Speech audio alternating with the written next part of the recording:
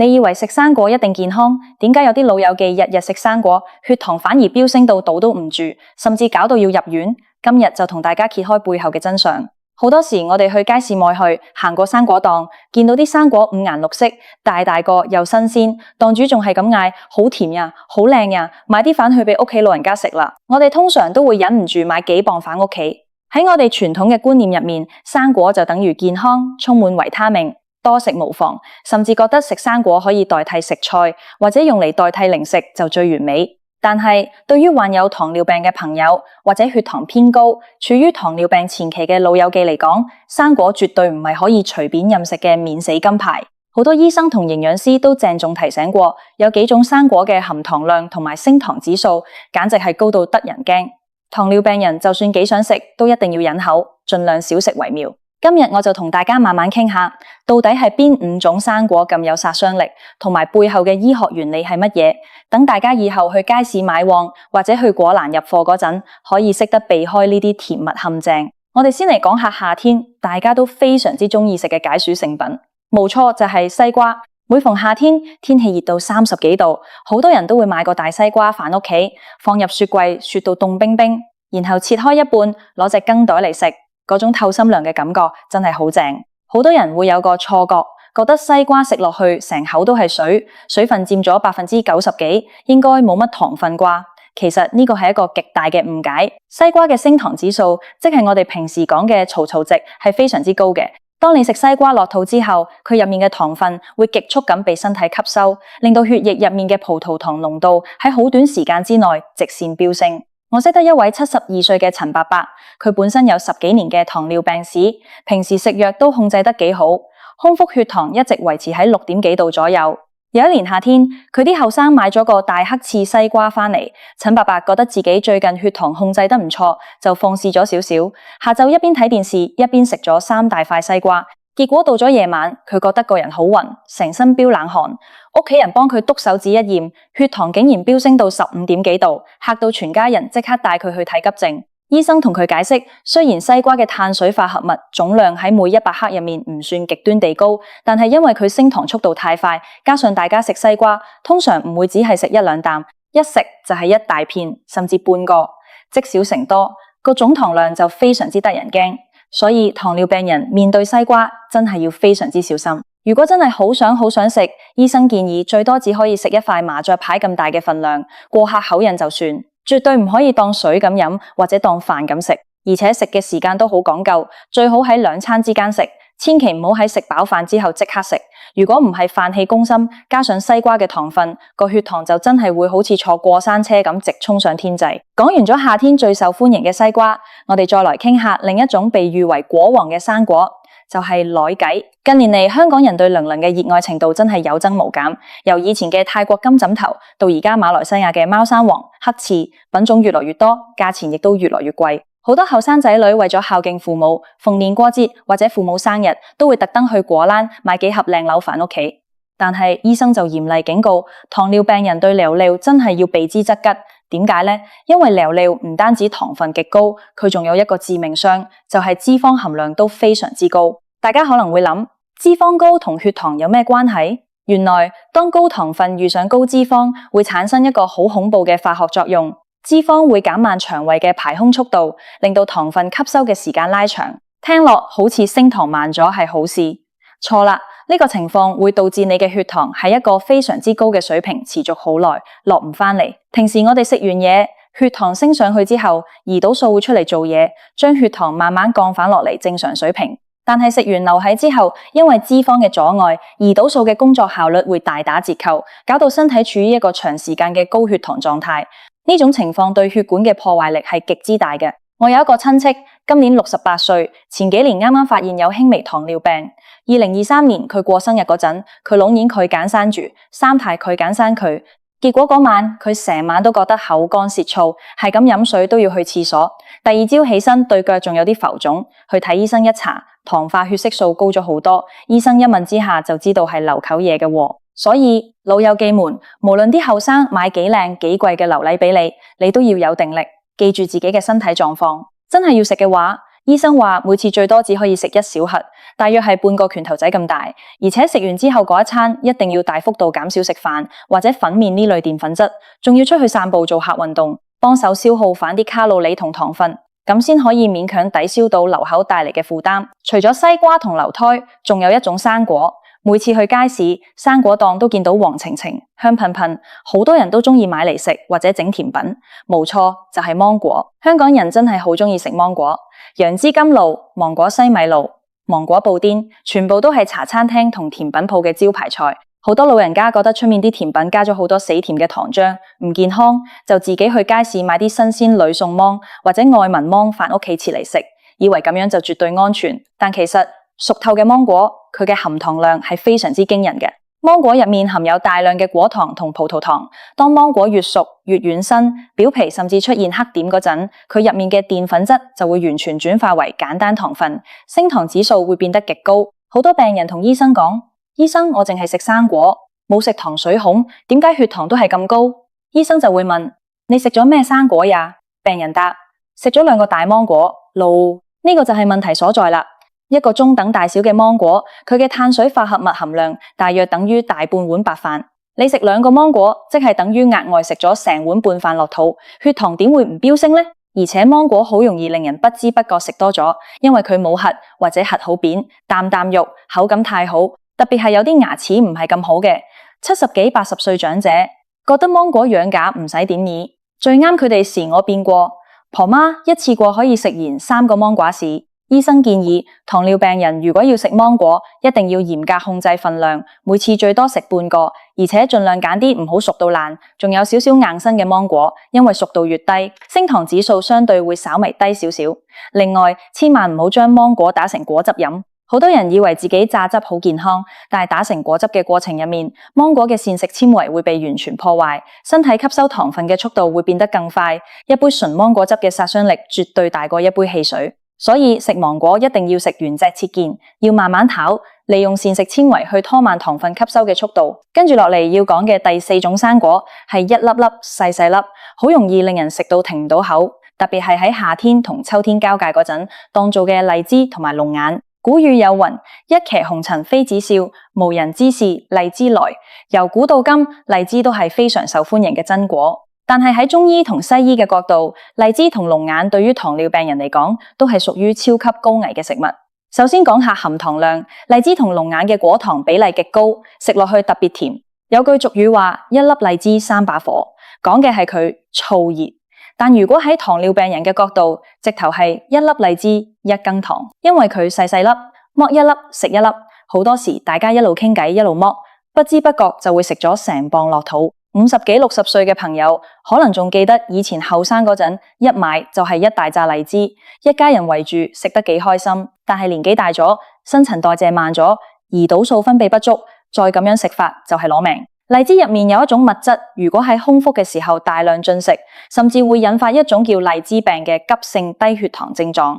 雖然呢個通常發生喺營養不良嘅細路仔身上，但對於平時食緊降糖藥或者打緊胰島素嘅糖尿病人，血糖嘅劇烈波動係極之危險嘅。至於龍眼，曬乾咗變做圓肉之後，糖分更加係高度濃縮。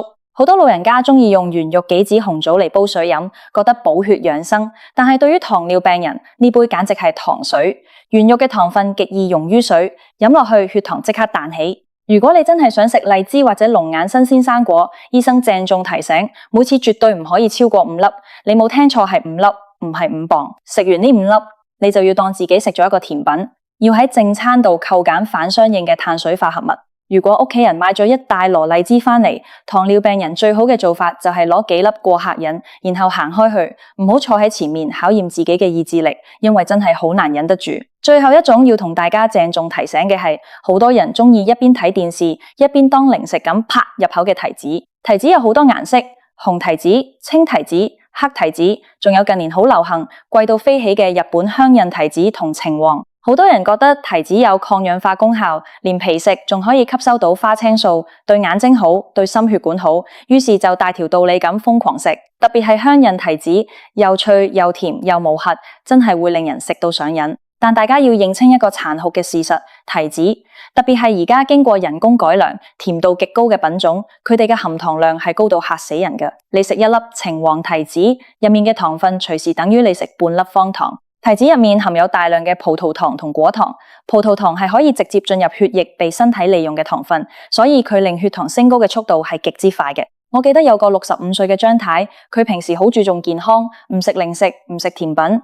有次佢個仔去日本旅行，買咗2盒幾百蚊一盒嘅頂級提子返嚟孝敬佢。張太覺得啲提子咁貴，唔好嘥，於是連續2晚食完晚飯就洗一束提子坐喺梳化，一邊睇劇一邊食。到第3日去醫院復診，平時乖乖地嘅血糖指數突然爆表，醫生問佢食過啲乜，佢仲好無辜咁話：我冇食糖呀，淨係食咗啲好健康嘅日本提子啫。醫生聽到都搖晒頭，同佢解釋提子被稱為液體糖包，雖然有營養，但糖分不容忽視。對於糖尿病人嚟講，提子嘅建議食用分量係每次大約10粒細提子。如果係巨大粒嘅日本提子，可能食3-4粒就要停。而且食提子最好連皮食，因為皮入面有纖維，可以稍微減慢糖分吸收，千萬唔好剝皮食。另外，提子乾就更加係禁忌中嘅禁忌。提子乾抽乾咗水分，糖分全面濃縮，一細盒提子乾嘅糖分已經超標。糖尿病人見到提子乾，請你直接擰住面行開。聽完以上呢5種生果，西瓜、靈韻、芒果、荔枝、龍眼同埋提子，好多老友記可能會覺得好灰心，心諗咁即係咩都唔食得啦，做人仲有咩樂趣啊？大家又唔使咁灰。醫生同營養師鄭重提醒，你要忍口，唔代表要你完全戒絕生果。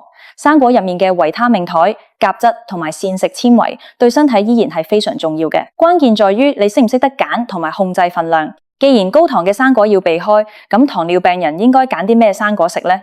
醫生通常會建議選擇一啲低升糖指數、高纖維嘅生果，例如番石榴，即係我哋平時講嘅芭樂，就係糖尿病人嘅最佳拍檔。番石榴甜度低，纖維極高，食完極有飽足感，而且對穩定血糖有一定嘅幫助。另外，蘋果都係好選擇。俗語話1日1蘋果，醫生遠離我。但記住要連皮食，因為大部分纖維同營養都喺啲皮度，而且青蘋果嘅糖分通常比紅蘋果更低。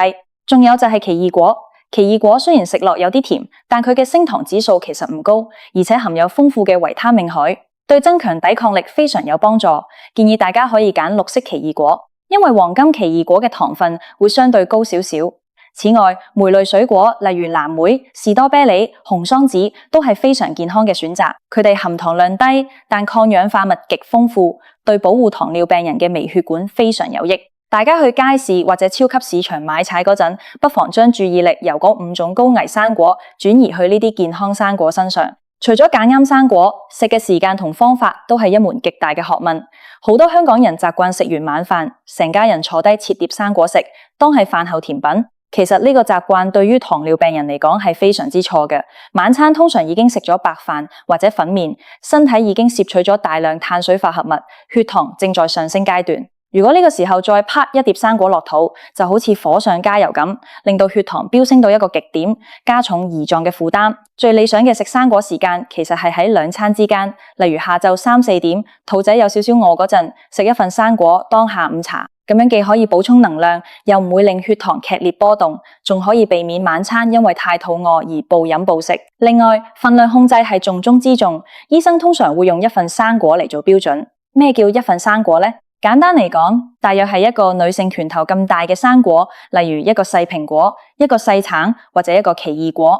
如果你係食切粒嘅生果，大約就係半碗咁多。糖尿病人每日建議食2份生果，而且最好分開2次食，唔好一次過食晒2份。好多老人家以為生果健康就任食，一日食4-5個橙，咁樣就算係食低糖生果，累積落嚟嘅總糖量都係會超標嘅。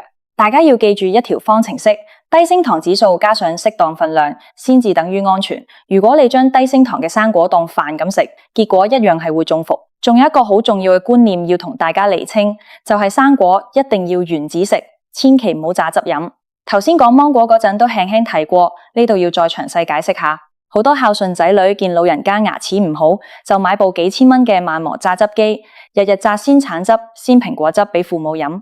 覺得一杯有3個橙嘅精華好有營養，但係由醫學角度睇，果汁絕對係糖尿病人嘅毒藥。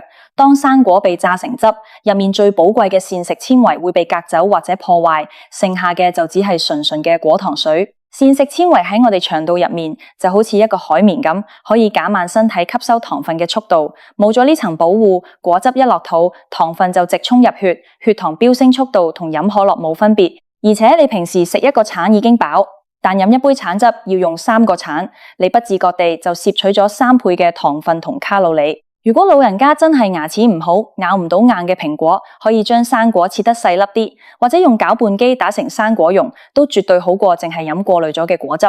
講到呢度，我都想同各位照顧者，即係糖尿病人嘅家屬講幾句。有時老人家患咗糖尿病，要佢哋改變幾十年嘅飲食習慣，真係一件好痛苦嘅事。佢哋行過果欄，見到自己以前最鍾意食嘅荔枝、禮計，但係因為個病而一啖都唔食得，心入面一定會覺得好委屈，甚至發脾氣，話食又死，唔食又死，俾我食死算啦。面對呢種情況，做仔女嘅唔好一味只係鬧或者強硬禁止，我哋可以多啲耐心同佢哋解釋背後嘅原因，用一啲比較溫和嘅方法去處理。例如，真係買咗個靚西瓜，全家人食嗰陣，可以特登留一細細塊俾老人家試客味，等佢有參與感，覺得冇被孤立。同時，網台嗰陣多買佢哋可以安全食用嘅低糖生果，切得靚靚咁擺喺台面，慢慢引導佢哋培養新嘅口味。控制糖尿病係一場持久戰，除咗藥物，家人嘅精神支持同陪伴係非常之重要嘅。總括而言，糖尿病並不可怕，可怕嘅係對食物缺乏正確認知而亂咁食。西瓜、琉璃、芒果、荔枝、龍眼同埋提子呢5種生果雖然好食，但對於糖尿病人嚟講，真係隱藏住巨大嘅危機。大家以後去街市買係，記得要保持理性，唔好被檔主嘅推銷說話或者生果亮麗嘅外表呃到。買生果之前，停一停，諗一諗，呢種生果升糖快唔懈怠？我今日嘅配額食完未啊？只要掌握到挑選低糖生果嘅智慧，控制好每次進食嘅分量，同埋揀啱時間去食，糖尿病人一樣可以安全、開心咁享受生果帶嚟嘅清甜同營養。健康喺自己手，控制把口，了解食物真相，我哋每一個都可以做個精明嘅養生達人。希望今日嘅分享可以幫到各位老友記同埋你哋嘅屋企人，以後食得更健康，血糖穩穩定定，生活自然開開心心啦。